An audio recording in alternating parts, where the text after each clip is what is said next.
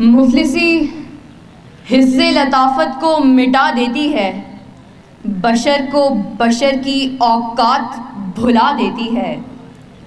آؤ اس ماں کی زبانی بھی کوئی بات سنے، روز بچوں کو جو بھوکا ہی سلا دیتی ہے۔ اپنی عزت کے بھروسے تھی جو مضبوط کھڑی، آخر ایک روز وہ سر اپنا جھکا دیتی ہے۔ اس کے دامن پہ لگے داغ یہی کہتے ہیں، بھوک تہذیب کے آداب مٹا دیتی ہے۔ صدر علی وقار۔ سردیوں کی ٹھٹھرتی ہوئی رات، منہ لپیٹے ایک مجبور ماں اپنے نومولود بچے کو ایدھی سینٹر کے باہر پڑے جھولے میں ڈال جاتی ہے۔ اس سے پوچھا گیا، کیا تجھے تیری مامتا ستائے گی نہیں؟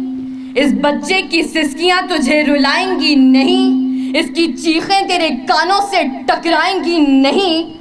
تو کپ کپاتے ہوئے ہونٹوں سے جب مجبور ماں یہ جواب دیتی ہے کہ میں اپنے پیٹ کی بھوک تو برداشت کر سکتی ہوں، مگر اس بچے کا بھوک سے بلکنا مجھ سے دیکھا نہ گیا، تو اس پر یہ کہنا بجا بنتا ہے کہ خاک میں ماں کی محبت کو ملا دیتی ہے، بھوک تہذیب کے آداب مٹا دیتی ہے۔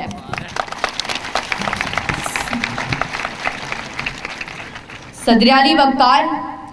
آج اس معزز اور باوقار ایوان میں قائد ایوان نے جو قرارداد پیش کی کہ ہم معاشی نہیں اخلاقی بدحالی کا شکار ہیں، میں اس کی بھرپور مخالفت کرتی ہوں، کیونکہ جس اخلاقی بدحالی کا رونا وہ رو کر گئے، وہ اخلاقیات تو خود معاشیات کی محتاج ہیں۔ قریب ہے کہ مفلسی تمہیں کفر تک لے جائے، اخلاقیات معاشیات کی محتاج ہیں۔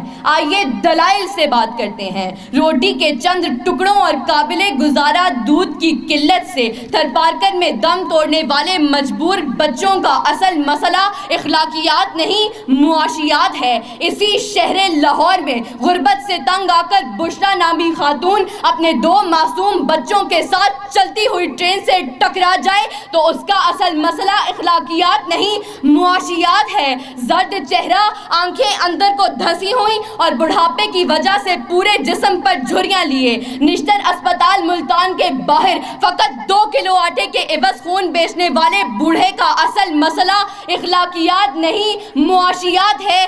چہرہ بتا رہا تھا کہ مارا ہے بھوک نے، اور لوگ کہہ رہے تھے کہ کچھ کھا کے مر گیا۔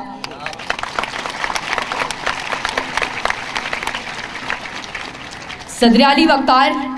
تنگ دستی، بھوک اور ابتر معاشی حالات اعلیٰ اخلاقیات کی ضد ہیں۔ پہلے آپ تو تب ہوتا ہے کہ جب پیٹ کی بھوک اور غم روزگار نہ ہو۔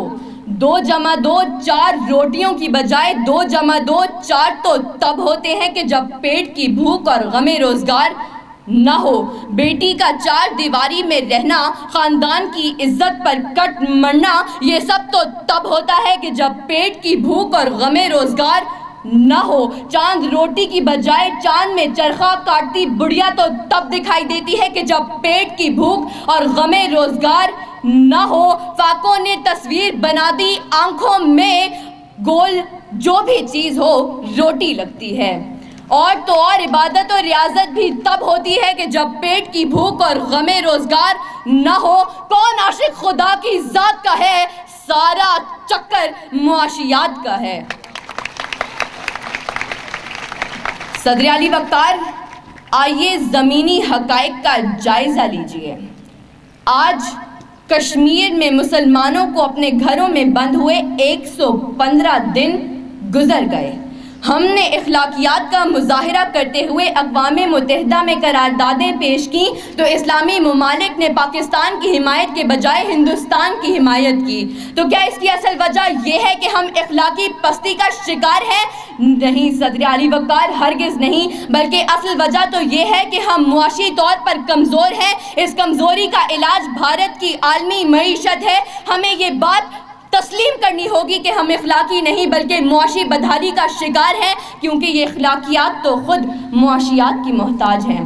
صدر علی وقار، میرے ان تمام دلائل کے باوجود اگر اب بھی کوئی یہ یقین رکھتا ہے اور بازد ہے کہ ہم معاشی نہیں بلکہ اخلاقی بدحالی کا شکار ہیں، تو اس سے بس ایک ہی سوال کرتے ہوئے میں اجازت چاہوں گی کہ وہ جس کا ایک ہی بچہ ہو بھوکا 8 پہروں سے، بتاؤ اہل دانش تم وہ گندم لے کہ تختی لے۔ شکریہ۔